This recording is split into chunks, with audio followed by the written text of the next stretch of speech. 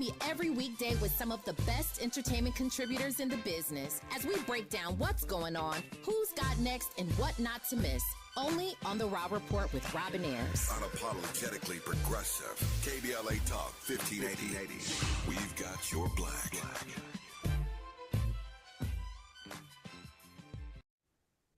In a bombshell decision, Colorado Supreme Court on Tuesday ruled that former President Donald Trump's candidacy in the state's primary next year is prohibited on constitutional grounds. The first of its kind ruling stems from a lawsuit that focused on the little-known provision in the 14th Amendment of the U.S. Constitution.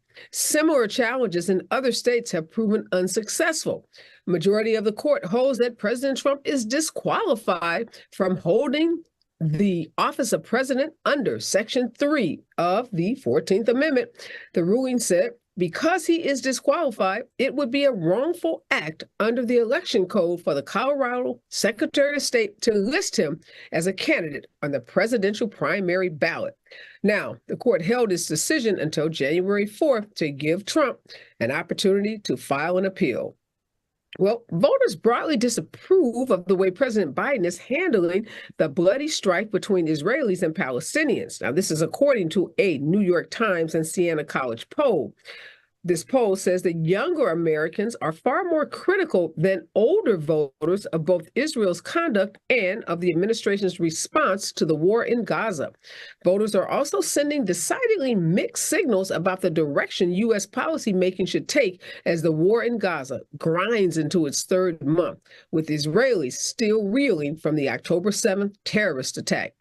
And in big news coming out of New York, today, New York will undertake an ambitious effort to address the state's history of slavery and racism, establishing the United States' third statewide task force to examine whether reparations can be made to confront the legacy of racial injustice.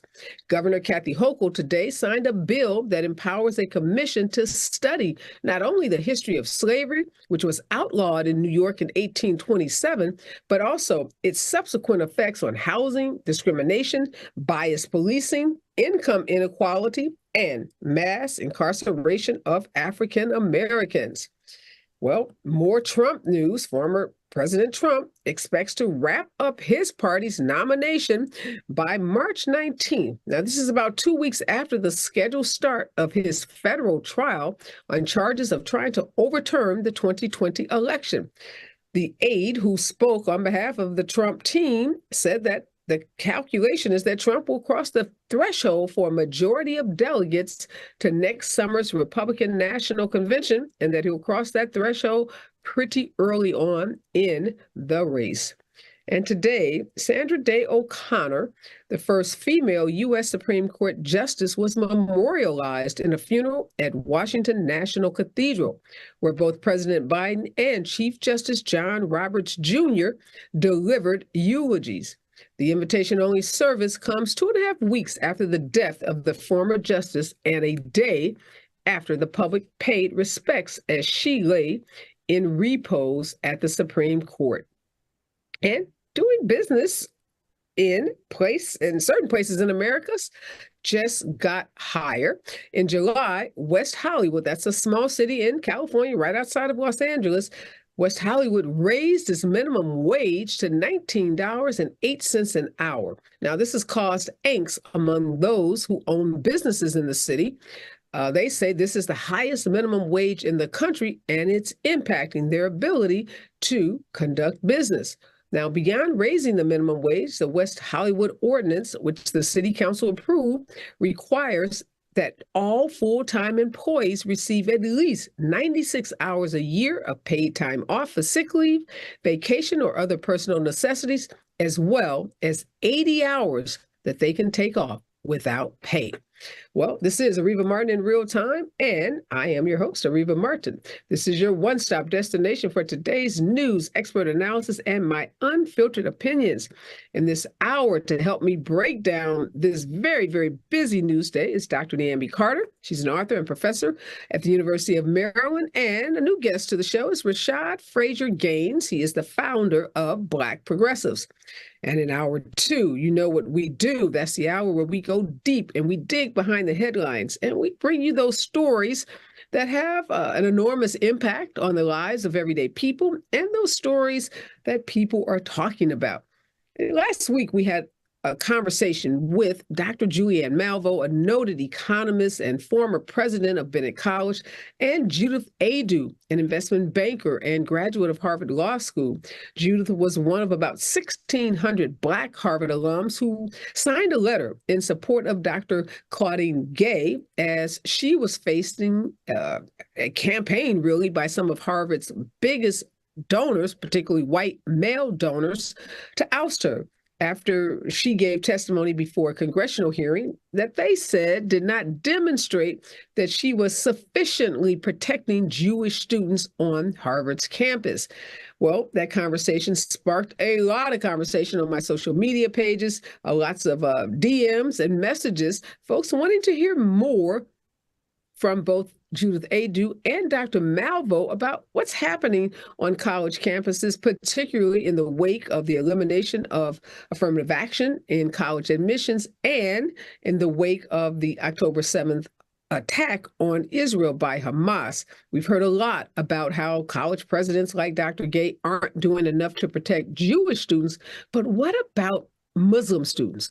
What about the anti-Blackness that is so pervasive on so many college campuses? What about this movement, this very concerted effort to eliminate DEI on college campuses and in public and private companies?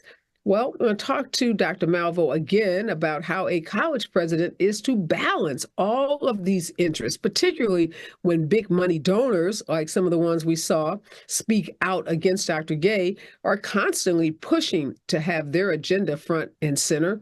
And what does it really mean for colleges, as we think about going forward, to not be able to use race in admissions, and if DEI is eliminated as some of these big donors in attacking the way that Dr. Gay handled the anti-Semitism on campuses? We also saw them taking digs at her about being a DEI candidate. So we're going to continue this very interesting conversation about college campuses, student protests, and the attack on DEI. So make sure you stick around for hour two. But before I bring on my guest, here's what I'm thinking in real time. Now, over the weekend, Donald Trump gave one of his very rambling speeches, campaign speeches, where he pretty much railed on everyone. But this speech in particular focused on immigrants. And he made the statement that immigrants coming to the U.S. are poisoning the blood of our country. Now, you can imagine the outrage that kind of comment sparked amongst all kinds of groups, immigration groups, immigration activists.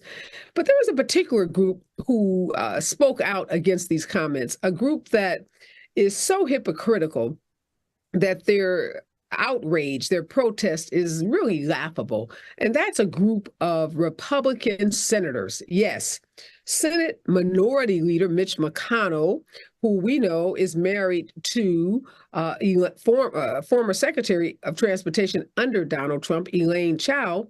He was one of the first ones to speak out. He said that this is his comment about what Trump said. It strikes me that it didn't bother him being Trump, when he appointed Elaine Chao Secretary of Transportation. Now, Elaine Chao happens to be from Taiwan.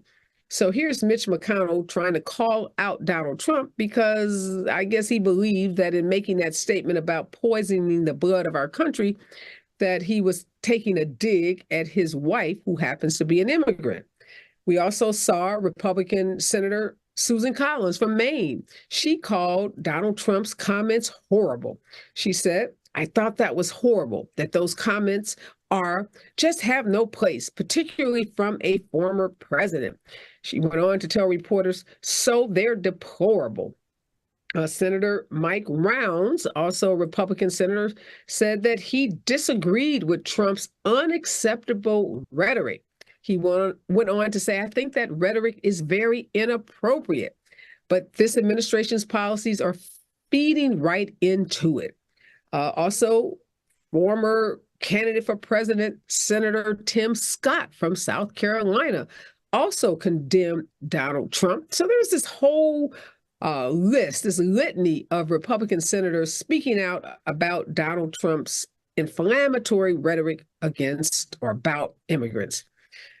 And in some ways, you can just say blah, blah, blah, blah, blah. How many times have we heard these same Republicans condemn Donald Trump for some comment, but yet turn around and say that they are going to, one, endorse him, two, vote for him, and three, ignore the danger that he presents to our entire country? Now, Florida Governor Ron DeSantis, who's also running for president or running to be in Trump's cabinet, who knows at this point, said he didn't know what this means with the blood stuff. He says he knew people were trying to draw historical allusions, but he didn't think Donald Trump meant anything particularly negative. So here goes lapdog Ron DeSantis, who is running against Donald Trump, and rather than condemn him, actually tries to make excuses for him.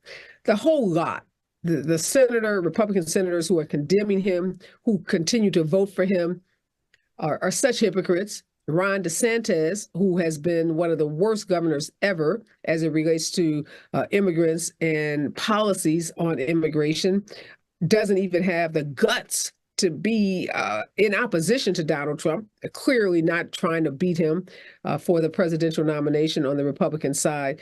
But all of these Republicans, you really just want to tune them out. You wish reporters wouldn't even talk to them, wouldn't even ask them what they thought, because until they are ready to really stand up to Donald Trump, until they're really ready to take back control of their party, until they're really ready to reject the racism of the MAGA party that Donald Trump has inspired, they really should just be quiet. They've lost all credibility. They have no influence in their own party, and less known any influence, I think, across this country. So to those Republican senators who are so outraged about Donald Trump talking smack about immigrants, do something. Don't just talk about it. Do something about it. When we come forward, more of today's breaking and trending news right here on KBLA Talk 1580. We've got a lot to talk about. Hi, I'm Ray Richardson, your sports connection here at KBLA Talk 1580. Join me and my co-host Neil Scarborough every Saturday night at 7 for Out of Bounds, the show that brings some flavor to the world of sports for 60 minutes. We take you beyond the scores and press conferences. We give you our point of view, the way black folks see what's going down. You can join the conversation and give us your analysis at 1-800-920-1580. Out of Bounds every Saturday night at 7 on KBLA Talk 1580. We've got a lot to talk about. Unapologetically progressive. KBLA Talk 1580. We've got your black. You like the style, though? We've got a lot to talk about. I'm Reverend Gerald, the life coach. Is someone you love struggling with addiction and mental illness? Is improving your family's health important? Want to leave a legacy that your family can grow? Are you ready to enhance your perception of life experiences? Then wake up weekends at 7 a.m. with Urban Family Focus and get the wisdom, opportunity, resources, and motivation to live your best life. Join the conversation on Urban Family Focus Saturday and Sunday at 7 a.m. Unapologetically progressive. KBLA Talk 1580. We've got your black.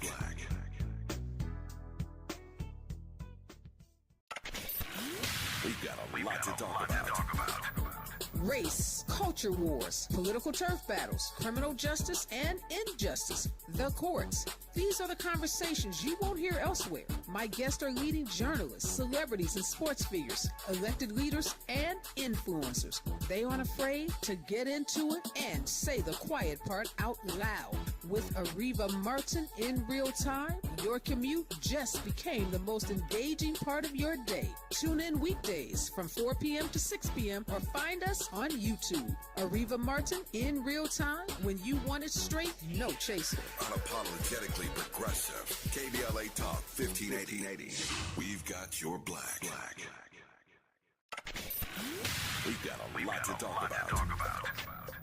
Hi, I'm Zoe Williams, a.k.a. the voice of reason, encouraging you to join me weekdays from 7 to 9 p.m. for the world's most intriguing relationship radio roundtable. Every night, I facilitate and encourage our loyal listeners to participate in the most engaging relationship discussions you'll hear anywhere. So make it a point to rendezvous with me, Zoe Williams, the voice of reason, Monday through Friday, 7 to 9 p.m. Pacific Standard Time. Trust me, your relationships will never be the same. The VOR is on fire tonight. Unapologetically progressive. KBLA Talk 1580. We've got your black.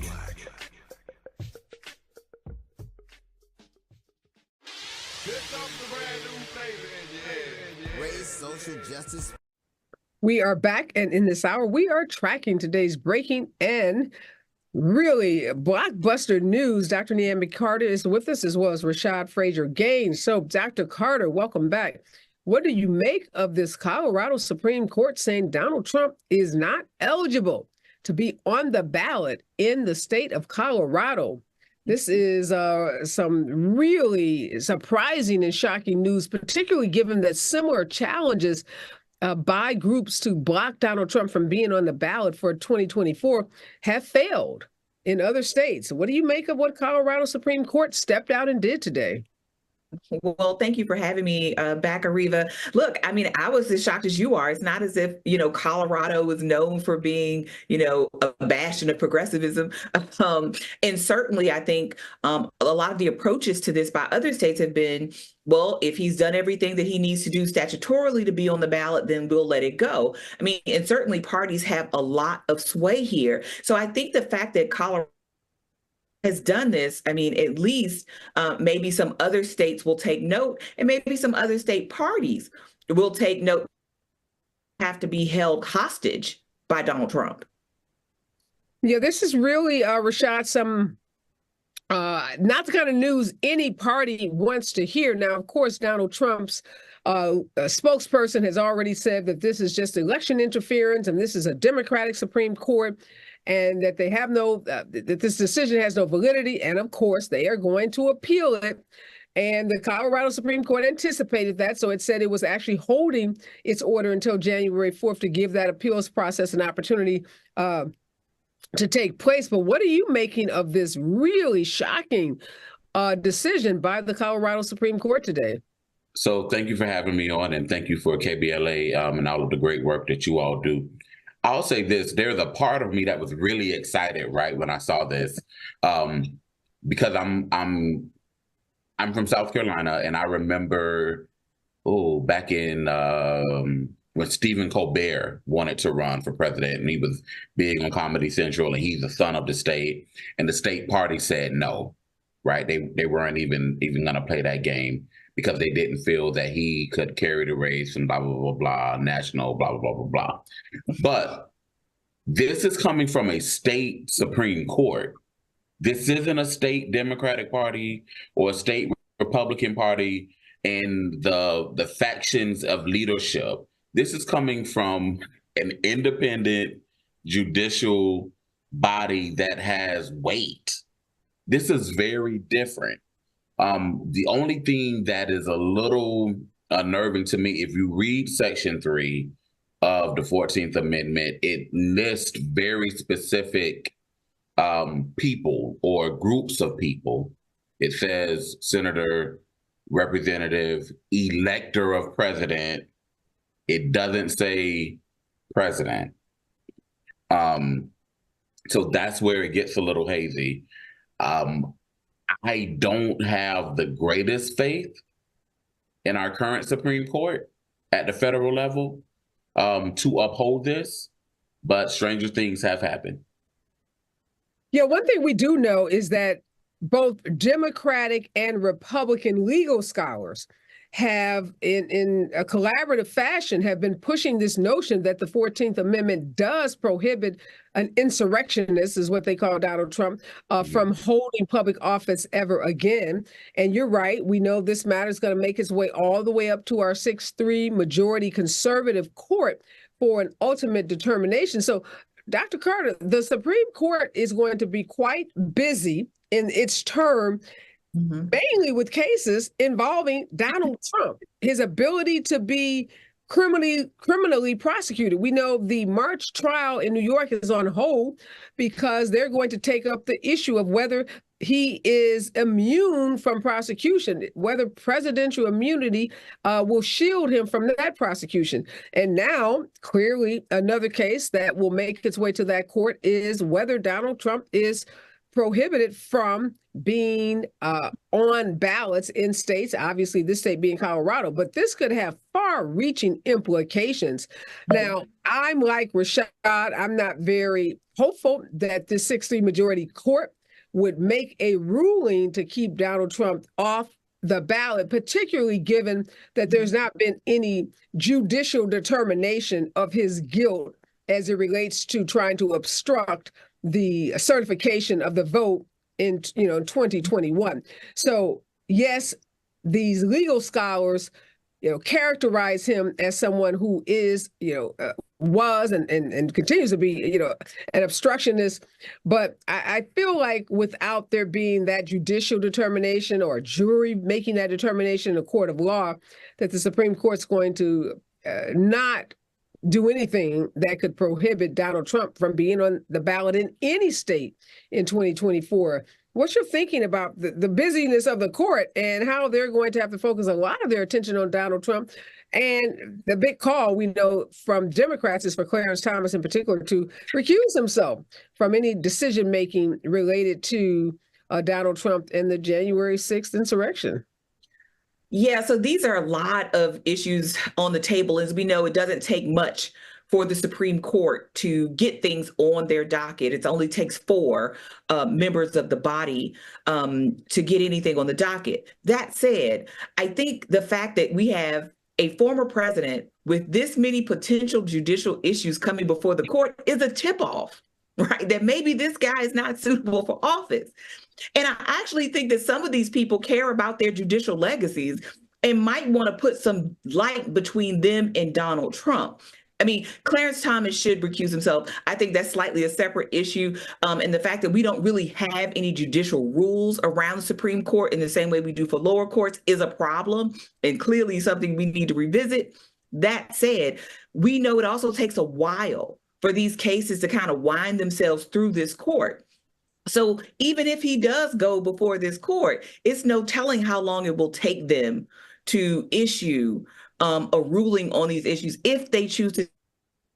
And I think you're right. The fact that he hasn't been found guilty yet is perhaps going to keep them from disallowing his participation. However, the fact that so many people around him have fallen like dominoes, whether we're talking about sort of low-level folks like the Proud Boys or even his kind of upper-level compatriots like Eastman and others who have been giving depositions and being called to the mat, people like Rudy Giuliani, right, who just had to been found liable for this civil defamation case. I mean, I don't know how many more signs the Supreme Court needs to point themselves away from him.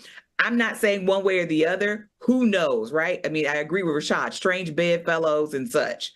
But I do think Donald Trump is grasping at every straw to maintain his relevance. And I think this Supreme Court is trying to figure out who it wants to be, because they're going to be here a lot longer than Donald Trump. And the fact that they are actually and people don't trust them anymore is a real credibility problem for a body that has no enforcement.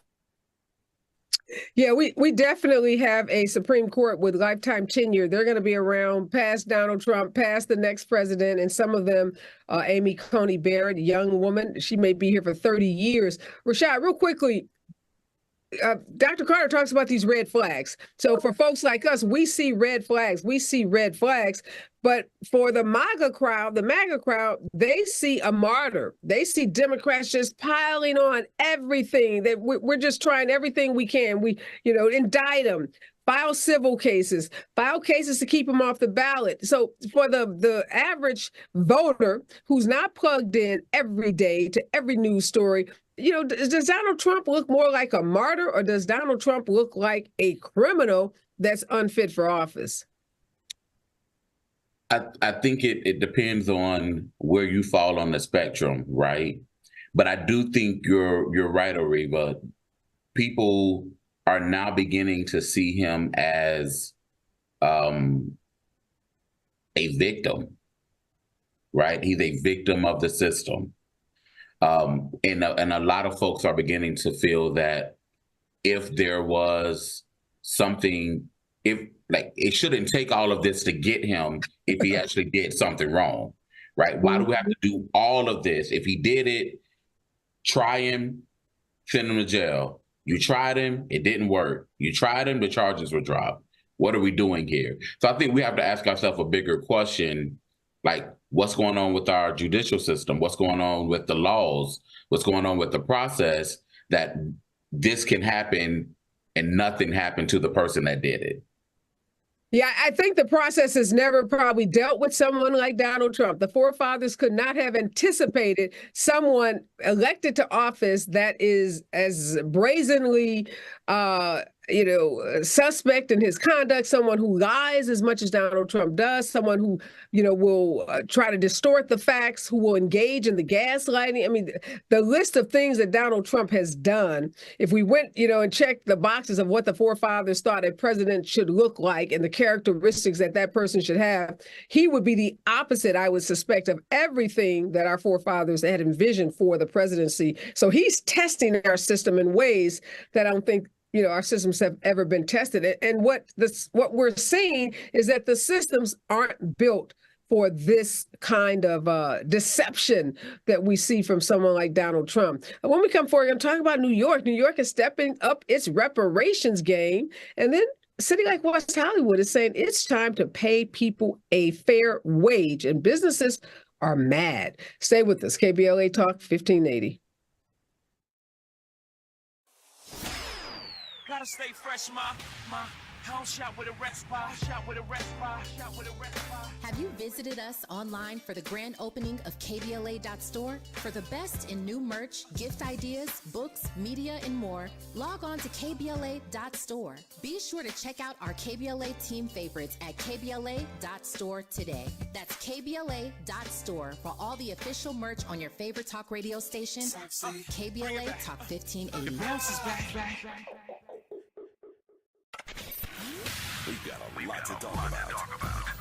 Are you interested in catching up on all the latest entertainment news, trending topics, and exciting interviews? I got you. Tune in to The Raw Report with Robin Ayers, Monday through Friday, 6 to 7 p.m. I'm your host, Robin Ayers. Join me every weekday with some of the best entertainment contributors in the business as we break down what's going on, who's got next, and what not to miss.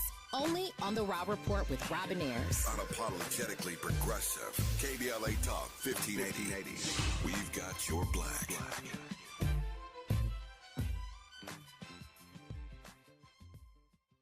There's a new sheriff in town. All right, I'm Dr. Nicordelai Corte, and starting September 18th, I couldn't be more thrilled than invite you to join us for the launch of A More Perfect Union. Weekdays right here on KBLA Talk 1580. Weekdays from 1 to 2 p.m. Pacific Time. That's 4 to 5 p.m. Eastern. A More Perfect Union promises to deliver national news of consequence, informed opinion, and analysis beyond the headlines. As KBLA Talk 1580's chief national political analyst, every day you can expect your daily dose of political news of consequence. If you're looking to be engaged, enlightened, and empowered to be a part of the solution to issues related to national politics, elections, identity, culture change, and social justice, A More Perfect Union was designed for you. This daily political affairs show will feature notable journalists, industry leaders, lawmakers, change makers, tastemakers, and ordinary people motivated to do their part to reach beyond today's divisions, to make sense out of news of the day, and offer us all a chance to build a more perfect union. Come on and join me. KBLA Talk 1580. We've got a lot to talk about. We've got a lot to talk about. Hi, Hi, I'm Ray Richardson, your sports connection here at KBLA Talk 1580. Join me and my co-host Neil Scarborough every Saturday night at 7 for Out of Bounds, the show that brings some flavor to the world of sports for 60 minutes. We take you beyond the scores and press conferences. We give you our point of view, the way black folks see what's going down. You can join the conversation and give us your analysis at 1-800-920-1580. Out of Bounds every Saturday night at 7 on KBLA Talk 1580. We've got a lot to talk about. Unapologetically progressive. KBLA Talk 1580. We've got your black. You like the style, dog. We've got a lot to talk about. I'm Reverend Gerald, the life coach. Is someone you love struggling with addiction and mental illness? Is improving your family's health important? Want to leave a legacy that your family can grow? Are you ready to enhance your perception of life experiences? Then wake up weekends at 7 a.m. with Urban Family Focus and get the wisdom, opportunity, resources, and motivation to live your best life. Join the conversation on Urban Family Focus Saturday and Sunday at 7 a.m. Unapologetically progressive. KBLA Talk 1580. We've got your black.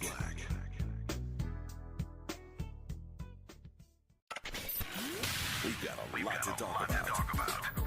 Race, culture wars, political turf battles, criminal justice and injustice, the courts. These are the conversations you won't hear elsewhere. My guests are leading journalists, celebrities, and sports figures, elected leaders, and influencers. They aren't afraid to get into it and say the quiet part out loud. With Areva Martin in real time, your commute just became the most engaging part of your day. Tune in weekdays from 4 p.m. to 6 p.m. or find us on YouTube. Areva Martin in real time, when you want it straight, no chaser. Unapologetically progressive. KBLA Talk 1580.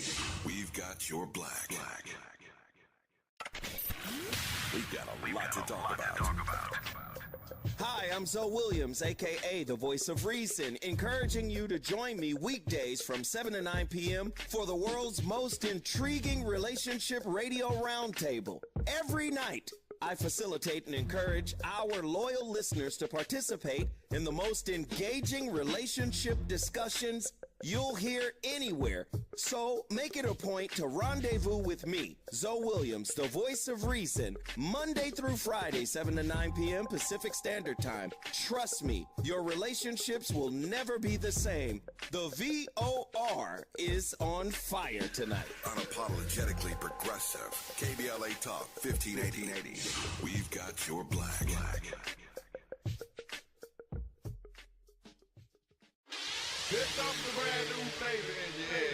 Race, social justice, sports, politics, art, music, culture. We do it all on the D.L. Hughley Afternoon Show. If you're not tuning in, then you are definitely missing out. It's the D.L. Hughley Afternoon Show weekdays from 2 to 4 only on unapologetically progressive KBLA Talk 1580. Like a brand new flavor in your head.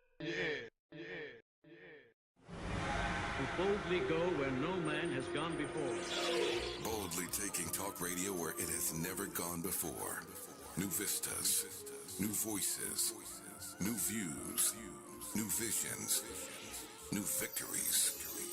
We're KBLA Talk 1580, and we're taking part. We are back, and it is a very, very busy news day. News that Donald Trump may not be able to be on the ballot in Colorado. At least that's the decision by the Colorado Supreme Court. Now, we should expect an appeal from the Trump team. So the U.S. Supreme Court will have the final word on that. And also in some really big news today, the state of New York announces that it is forming a reparations commission to study reparations and the impact of slavery on African Americans in the state of New York. This is huge, and New York is following in the footsteps of California. California had a reparations commission that studied the impact of slavery and Jim Crowism on Californians for the last 2 years. That commission went around the state, interviewed hundreds of people, produced a 1,000+ page report with over 100 recommendations on how the state could adjust or address, I should say, the harms done to Black folks in the state of California. So Dr. Niambi Carter and Rashad Frazier Gaines are joining me. And Rashad, tell us how significant it is to see the state of New York follow what the state of California did just 2 years ago around this issue of reparations. I'm very excited. I can't speak for everyone. I know I'm really excited. Congratulations to Senate Majority Leader Andrea Stewart Cousins and Assembly Leader Assemblyman Heastie. I think it is admirable and inspirational and aspirational. More states should be looking at how they can make this thing right. New York leads the country in a lot of things, and I'm glad that this is one of the areas that it'll be leading the country on. But I hope that this isn't the end. America does a really great job at starting things and then letting them dissipate, fade or dissolve. We do a really great job at doing studies, but we don't do the best job at implementation. We don't do the best job at going all of the way. And with technology where it is now, we can go further, faster. This doesn't have to take all day. We know what it looks like. We know what we've done. We know how the laws that we currently have in place are completely disproportionate when these things affect African Americans. I tell people this all the time. We're 13% of the population. Anything that we are 13% of, more than 13% of in America is systemic, right? And it's intentional. So if we're over 13% of anything in America, that is by design. So I'm glad. And just to give people some context of what you're saying, so we're 13% of the population, but we might be 35 or 40% of the people who are unhoused, or we may be 30 or 40% of the people who are incarcerated. So that's when high school dropout. Yes, high school teenage dropout. Pregnancy, whatever the case may be. If we're more than 13% of anything, it's a problem. It's systemic. It's intentional. And we need to address it. We need to fix it. And I'm also glad that this study is going beyond slavery. It's looking at everything. I mean, New York is about to poke holes in their own laws. Like this is really huge. So I'm excited. I tip my hat to New York. No, absolutely. This is just incredible news, particularly Dr. Carter, in light of there was a big story in the paper yesterday about white entrepreneurs coming for DEI programs under the Department of Commerce, SBA department, and other governmental departments that have tried to address the impact of slavery and Jim Crowism and discrimination on minority-owned businesses. And so we have almost like this split screen. If you looked at America, so you have California, you have New York stepping out boldly saying, we want to study reparations. And then if you look at the other side of the screen, you see all these efforts to undermine the gains that have been made, after the civil rights efforts, after the civil rights legislation was passed in the 1960s. So you have the taking back of affirmative action. You have assaults now on, DEI in the public and private sector. So help us understand these two screens that we're watching, because it's two things can be true at the same time. We know that. But these two things seem to be so diametrically opposed to each other. Well, look, I mean, I think it is a big step, and it's usually the first step to anything. I am less excited because one of the things that happened, if you look at what that says, is that these are non-binding kinds of recommendations that this commission gets to make. And we've seen that before. I mean, we saw that in Oklahoma, right, where they finally acknowledged what happened in Tulsa. The state said, oh, our bad. I mean, okay, we're not going to do anything. Same thing with Wilmington, North Carolina, right? And these are things that are much closer to us in time than, say, enslavement. That said, I do think one of the things that always happens with reparations talk is, where's the money going to come from? So right now you mentioned California, and that's what's happening right now in California is, where's the money going to come from? So it's hit a snag, if you will. Evanston try to do a sort of smaller scale program. But again, what about people who are not home buyer ready? How does this program benefit them? And I think one case we don't talk about enough is even Chicago, right? There's a reparations program for people who face police torture in that city. And so while some things have been done in terms of education and behavioral health and mental health counseling, other parts of this, like the commemoration, the memorial, which is also reparations, right? We don't talk about it enough. Those things have sort of been left off the table for now. So I think what happens with reparations, it comes in fits and starts. When we want to do something else, we can always shake the couch cushions and find the money. But when it comes to reparations, it's always like, well, we don't know what the money is. And I do think California, like New York, are thinking about ways to limit the program, right? California says you have to be a descendant of an enslaved person in the U.S. and you've had to, I think, experience Jim Crow in the 20th century. So they put real limits there. So it's not right? Every Black person that can get it. So I am going to hold out. Guarded. You have guarded. I am guarded in my optimism. I do think this is a good first step because sometimes having a state even just own up to it. Remember, there wasn't very long ago when we couldn't even get so much as an acknowledgement that something had happened, much less an apology. And the state of New York still hasn't apologized, right? Because that is actionable under the law. But I do think having these real sort of conversations are important because, as Rashad notes, there are a lot of places where Blacks are overrepresented: maternity, infant mortality, heart disease and stroke, homicide, right? Like there are lots of places, incarceration rates, places where we are overrepresented. So even if we can say if it's bad, we're there. I mean, we're there.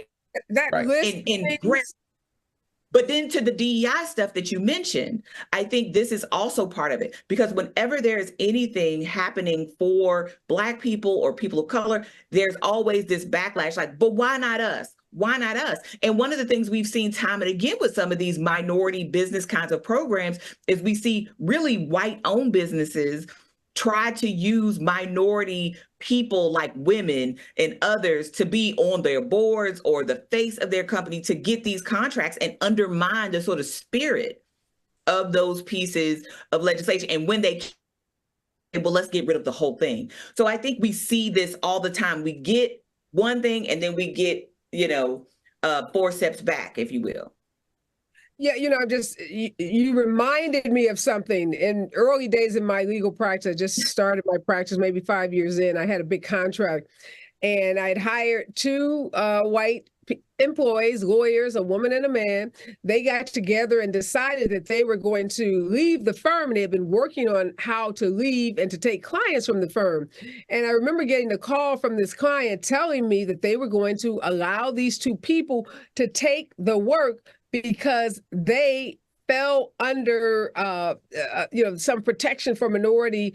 They were characterizing them as minority vendors. So they felt that even though I was an African-American woman, that they were giving the work to another minority woman. And I says, well, last time I checked, both of those people are white. So what are we talking about here? And she told me that this guy, this white man who presented himself as a white man in every situation you can imagine, like all his life, he was a white man. She told me that he was a part of an indigenous tribe. I'm laughing about it. It wasn't funny then. It was heartbreaking. It was, financially devastating. But literally, this guy had made himself a part of an indigenous tribe, and then the woman was a white woman. So they felt justified in taking this work from these righteous Black folks, me and my Black male partner, and they justified it because now they were giving it to an indigenous lawyer and a white female lawyer. So you're right to those DEI programs. They have been manipulated and abused throughout their existence. And let me just say this briefly about the California piece. Yes, Rashad, way too many studies often done, and those studies end up in beautifully written 1,000-page reports that nobody reads. They end up on shelves that nobody even pick up. I am concerned about California because California, although has all these recommendations, right now the talk in California is that there's not the political will to move on any of those recommendations. So maybe New York jumping out there will light a fire under our legislature because we know people are competitive. So I don't think California would like to be behind New York since it started the process first. So I'm excited because maybe New York lights a fire under California and gives us that political will that we need to move forward. When we come forward, we got to talk about $19 as the minimum wage in a little small town called West Hollywood, California. Might this be a trend that gets followed throughout the rest of the country? Stay with us, KBLA Talk 1580. We've got a lot to talk about. Are you interested in catching up on all the latest entertainment news, trending topics, and exciting interviews? I got you. Tune in to The Raw Report with Robin Ayers, Monday through Friday, 6 to 7 p.m. I'm your host, Robin Ayers. Join me every weekday with some of the best entertainment contributors in the business as we break down what's going on, who's got next, and what not to miss. Only on The Raw Report with Robin Ayers. Unapologetically progressive. KBLA Talk 1580. We've got your black.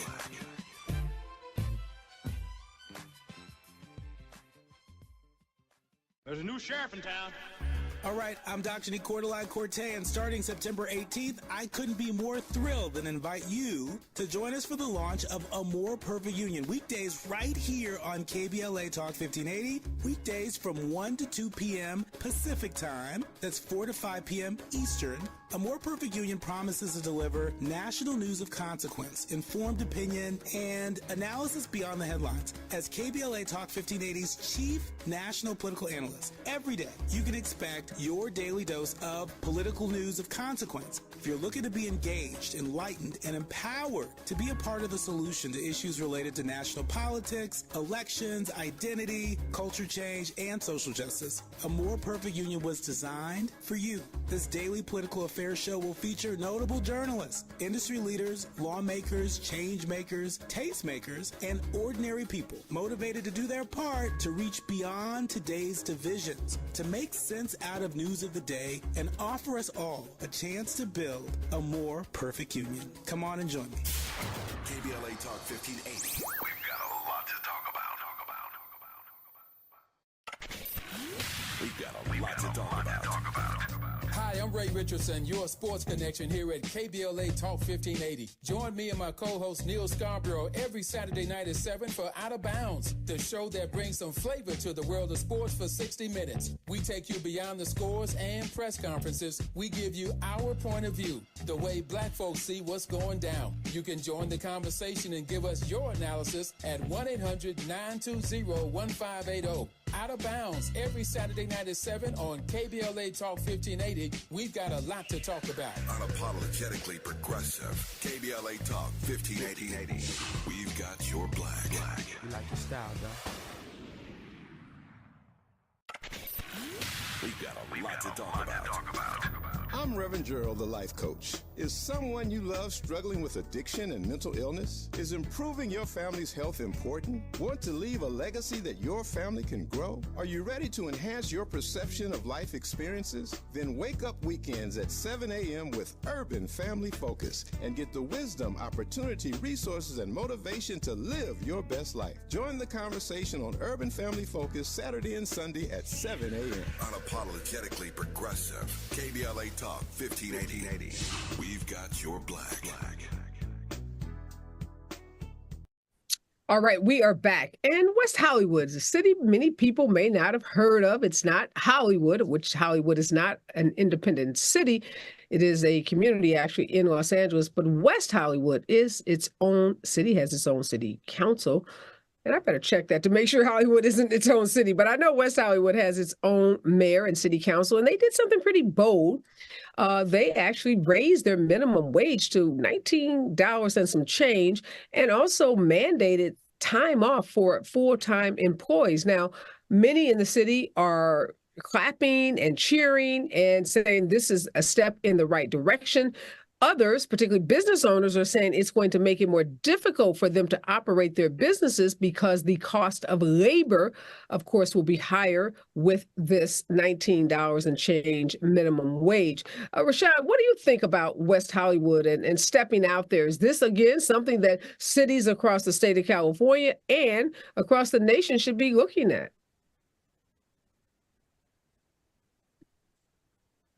So again, like most things tonight, I'm a fan. I'm excited.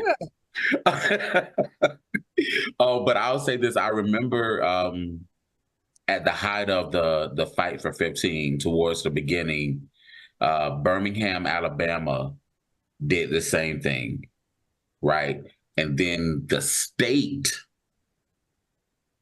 rescinded what the city had decided.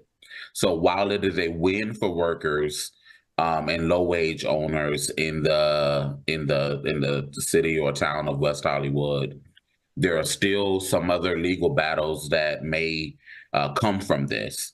Another thing to be mindful of is that just because minimum wage rises, it doesn't mean that the businesses are mandated to honor raising wages that have been increased by bonuses or normal wage increases. So like, let's say the minimum wage is $15 in California and I currently make 21, and now so I'm making $6 more. Now West Hollywood is saying $19 an hour.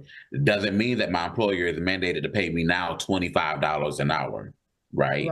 So these are things that that folks aren't really aware of in these battles, and when it comes to labor and employment law. But I think this is a great move.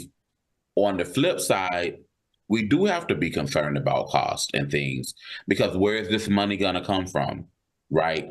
It costs to give someone time off from work. It costs to provide health care. It costs to, award sick time and vacation time. Like, these are all things that have to be considered. I don't know how they came up with the formula to make this decision. I think it's a great thing, but we do have to consider all of the costs in matters like this. A really good point. And I'm a serial entrepreneur, so I have signed the front and backs of checks. So I know how difficult it can be, particularly when you're starting a business. Your labor costs may be your most significant cost. So balancing, wanting to have a city and a state that is friendly to business, particularly small businesses, because we know the majority of Americans work for small businesses, but also balancing that against living wages. And in a city like Los Angeles that is adjacent to West Hollywood, rents can be $3,000, $4,000. So, a $15 minimum wage is barely a living wage. And I was right about that. Hollywood is not a city. It is a community in Los Angeles. But what are you thinking, Professor Carter? We often hear that when you raise the minimum wage, it drives businesses out of communities. And we know a lot of economists say that's just a fallacy, that, gradual increases in minimum wages have little to no impact on business growth or, the operation of most companies. They learn to adjust to those, labor costs. Sometimes they'll pass that cost on to customers. But there is this narrative that if we raise the minimum wage, by the way, the federal minimum wage is stuck at $7 plus. It hasn't been raised in years. But, that's a way to malign workers in a lot of cases. So what are you feeling about this $19 minimum wage in West Hollywood? Yeah, I mean, listen, it sounds like a lot. Sure, for small to medium-sized businesses, it is. That's not to minimize that. But you noted the cost of living in not just that area, but in a lot of places around the country. $19 an hour is not going to cut it for many. And I think what we saw when they raised minimum wage before in California, that the modest increase meant a lot to those workers. I mean, people said they were able to do things like use air conditioning, things that we take for granted, but are really costly to someone's bottom line when they're barely making enough to pay basic living expenses. And so I think there has to be that consideration. But we also know that employers can ask for a waiver and sort of delay the implementation of some of this. And I think what we see most of the time is that people do pass this cost on to their customers. I mean, we're seeing it all around. The way we dine out, for example, and I think this is probably where we see these things most acutely, is not the way we did, say, pre-COVID. Not only do we pay workers more, right? Now we are getting service fees and other kinds of things, gratuities added to checks automatically because we want to defray the costs on these businesses, or businesses want to defray those costs to themselves. And people still go out to eat. We complain, we do whatever we do, but people's life, people want to do these things, so they want to go. And, you know, the idea that a time off from work is a luxury, I think is something that tells us that our priorities are really mixed up as a nation and as a people, when having maybe 2 weeks, 2 business weeks, right, of time off is something that we have to introduce, when many of us take that for granted. So these are all, I think, important questions to ask about who we are and what our values are as a people and as a community that ultimately, I hope, are all invested in the well-being of one another. So I know that's pie in the sky. Capitalism tells us don't care about those things, right? Capitalism incentivizes us not to care. But I do think there are lots of symptoms around that tell us we are sick. And I think some of the things that we see is how we treat waged employees. Well, I think the thing that drives most of us crazy is that the fight to suppress wages and not allow wages to rise to be, commiserate with what it costs to live in a certain community. You see that resistance, and then you hear about the salaries of the CEOs. We saw that with the union strikes, the automobile, union strikes. These union workers were asking for like a 25% increase, and everybody's like, oh my God, that's so much money. And then some of these CEOs were making 20, 30, 40 million dollars a year. And the workers just wanted to make enough to support their families, maybe take a vacation every now and then, maybe get a college tuition paid for their children, pay for a wedding, and things that, should be automatic given the contributions that these workers are making. So I get annoyed when I hear people pushing back on minimum wage increases, because we have seen throughout the history of this country that the rich gets richer typically and the poor gets poorer, which has kind of been the history of this country. I am out of time. Thank you both, Dr. Carter. Thank you so much, Rashad, for joining us. We always look forward to being in conversation with the two of you. Coming up, going to continue that conversation about protecting students on campuses. How do you do that with respect to the diverse voices that are often present on college campuses? Can you really prioritize stamping out anti-Semitism when you have so much, anti-Blackness on college campuses? I'm going to continue that conversation with Dr. Julianne Malvo and Judith Adu when we come forward. KBLA Talk 1580.